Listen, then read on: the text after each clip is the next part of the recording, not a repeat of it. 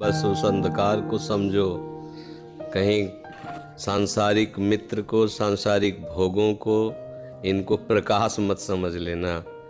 कहीं सांसारिक अनुकूलता को, इनको कृपा मत मान लेना।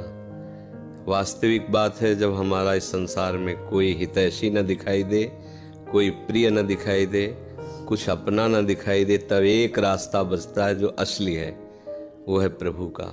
उनको स्वीकार कर ले। सब यहाँ कोई प्रिय नहीं।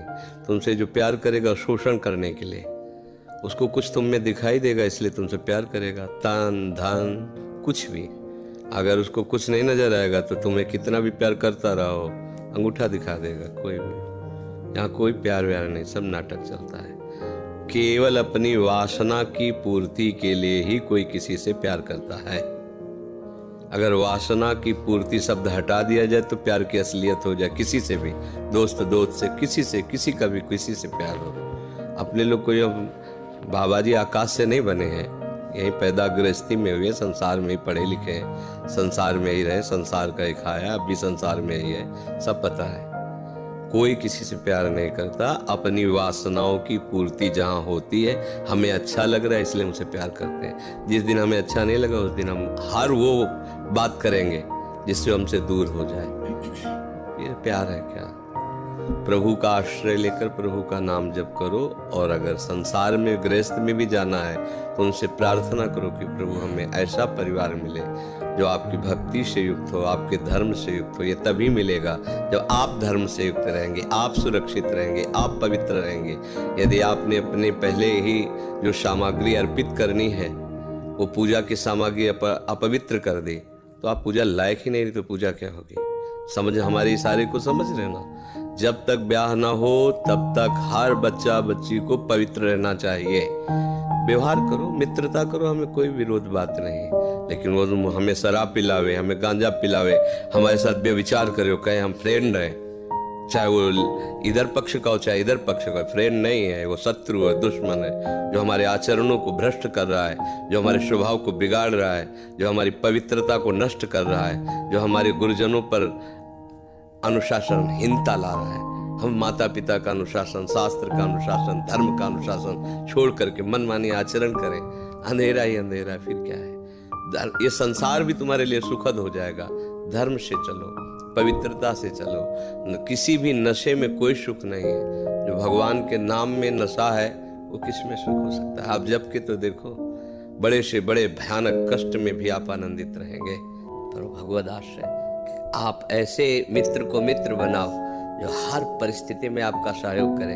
वो केवल श्री कृष्ण है, वो केवल प्रभु है, दूसरा कोई नहीं है। अब ये बात अभी समझ में नहीं आएगी, क्योंकि जैसे यौवन अवस्था होती है, प्रमाद स्थिति होती है, भोगों में सुख लगता है, तो ये सब भगवान और भगवान की बातें सब ऐसे लगती हैं। लेकिन एक समय आता है जब केवल यही बात समझ में आती है कि हाँ यही है अपने, दूसरा कोई नहीं है। यहाँ जो जितना भी प्यार, जितना भी मंगल में दिखाई दे रहा है ना, वो सब चंद क्षणों का। जिस दिन तुम्हारे पुण्य नष्ट हुए तो वही मित्र शत्रु बन जाएगा, वही भोग तुम्हें जलाने वाला बन जाएगा, कोई तुम्हें पूछने वाला नहीं होगा, पक्का। हम छोटे थे तो एक रिश्तेदार के यहाँ गए थे। गर्मियों की छुट्टी में बच्चे जाते हैं ना अपने संबंधियों के यहाँ, 1 महीना की छुट्टी होती है, तो वही घूमने का अवसर मिलता है, तो परिवार के सदस्य जन छूट दे देते हैं। बहन के यहाँ, मौसी के यहाँ, मामा ऐसे। तो बहन के यहाँ गए थे, तो बहन की जो पति की बहन होती है उसे नंद कहते हैं, वो उनके यहाँ ले गई थी। तो उनके यहाँ हम गए हुए थे, तो एक कमरे में देखा एक नौजवान व्यक्ति पड़ा हुआ था। वो शायद उनकी ननंद के पति थे। तो उनको पता नहीं क्या लगा, भगवान की प्रेरणा, हम तो बच्चे ही थे, तो हमें बुलाया, ऐसे नजदीक गए तो रोने लगे। उनका बच्चा अब हमारी कोई बात नहीं सुनता, तो हमें मन में है आपसे बता दें। तो शायद हमें भगवान उदाहरण देना चाहते होंगे, इसलिए सुनवाया होगा, नहीं तो हम बच्चा थे, उनका कोई सपोर्ट तो कर ही नहीं सकते थे। उनका बच्चा है, जो बिल्डिंग देख रहे हो ना, ये मेरी बनवाई हुई है, वो मेरी पत्नी है। और वो टाकीज के सामने मेरी चाय, समोसा, पान इसकी दुकान थी। मैं सुबह से शाम तक मेहनत करता, तो यही पत्नी हमारे मोजे जूते उतार करके हमें प्यार करती थी। हमारे शरीर में लकवा मार गया, अब मैं उठ नहीं सकते। बोले 2 रोटी से ज़्यादा भोजन नहीं देती और कहती ज़्यादा देंगे तो बार बार शौच करोगे, हमें फेंकना पड़ेगा। बोले हमको मारती भी है, हमसे बात नहीं करती, चिल्लाते रहते हैं, हमारे सामने दूसरे पुरुष को बुलाती, बात करती ऐसा। बोले किससे कहूँ, अगर कहूँ तो ये मारेगी आकर के, कहना नहीं। तो हम बच्चे थे पर वो बात हमारे दिमाग में, हम बार बार सोचा इस विषय कि मेरे से क्यों कहा। तो शायद मुझे शिक्षा भगवान दिलाना चाहते थे। एक उदाहरण हमारे दिमाग में, देखो ये वो बता रहा है कि जब मैं कमा के आता था तो मेरे जूते मुझे उतारती थी, मुझे प्रेम करती थी। आज वही पत्नी है, मेरा ही सब वैभव है, मुझे रोटी भर पेटे, क्योंकि लकवा मार गया, शरीर बेकार हो गया, अब वो पड़ा ऐसे। अब उस व्यक्ति का कौन मित्र होगा?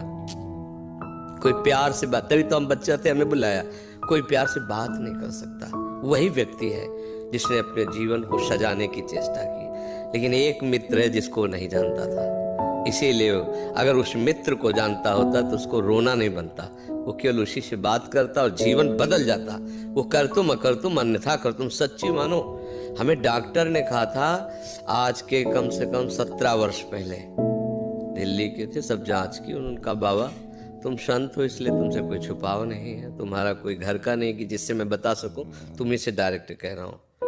2-2.5 वर्ष, आखिरी 5 वर्ष, ये किडनी खत्म और आप मर जाओगे। तो इसलिए बता रहे हैं कि आप भजन कर लो बस 2-2.5 वर्ष और। हमने भी ठान लिया था कि हाँ ठीक है ऐसा ही।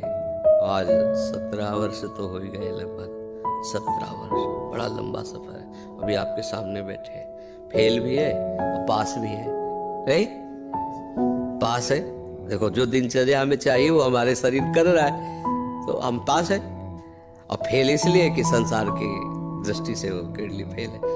अगर भगवान का भरोसा ना होता तो सोचो आज हम कितने परेशान होते, शरीर को लेकर, पैसे को लेकर, कितना खर्चा, कैसी दवाइयाँ, कहाँ से डॉक्टर कहाँ लाते, क्या कुछ नहीं करना होता। वो अपने आप डॉक्टर रो करके कहते कि मेरी सेवा मत छीनना, बैठे हैं हजारों कोस दूर और रोज संपर्क। महाराज जी की क्या इस समय स्थिति है, अच्छा ये दवा दे देना, अच्छा आप ऐसा कर दे।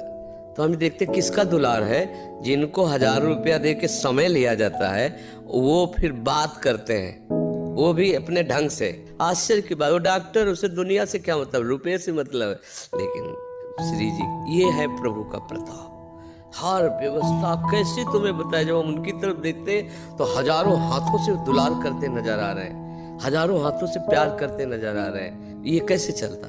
अब हमें कुछ किसी से मांगना नहीं, किसी से कुछ कहला नहीं, अपने आप सब व्यवस्था होते। ये हमारी नहीं, भगवद आश्रय होने की बात है। अगर भगवद आश्रित नहीं हो तो वह अमल पत्नी होती, बच्चे होते, किसी के काम के तरह नहीं गए थे, तो क्या कहते, तेरे दिन इसे 4-5 हजार रुपये डायलिसिस के लिए चाहिए, दवाइयाँ चाहिए, भगवान उठा लो, ऐसे कर पूछ लो भगवान इनको, वो कहती है इनको पूछ लो। संसार का खेल है ऐसा। तो ये हम कोई तुम्हें कहानी नहीं बता रहे, सच्ची बात कह रहे। अभी अंधकार है और भगवान का आश्रय ले लो, आनंदित रहोगे। आज आपको नहीं समझ में आएगा, किसान खेती बोता है तो तुरंत फसल नहीं काटने को मिलती, थोड़ा समय लगता है। ऐसे आप अपने जीवन को भगवान में समर्पित कर दो, नाम जप करो, रहो उसी संसार में, वैसे ही रहो। हम ये नहीं कहते बाबा जी बनो, गंदे आचरण मत करो, गंदा नशा मत करो, गंदा व्यवहार मत करो, भगवान इसी से प्रसन्न हो जाएंगे। आप ज्यादा जप तप भले मत करो पर गंदे आचरण मत करो, और भगवान का सहारा वो सब कुछ संभाल लेते हैं, बहुत समर्थ।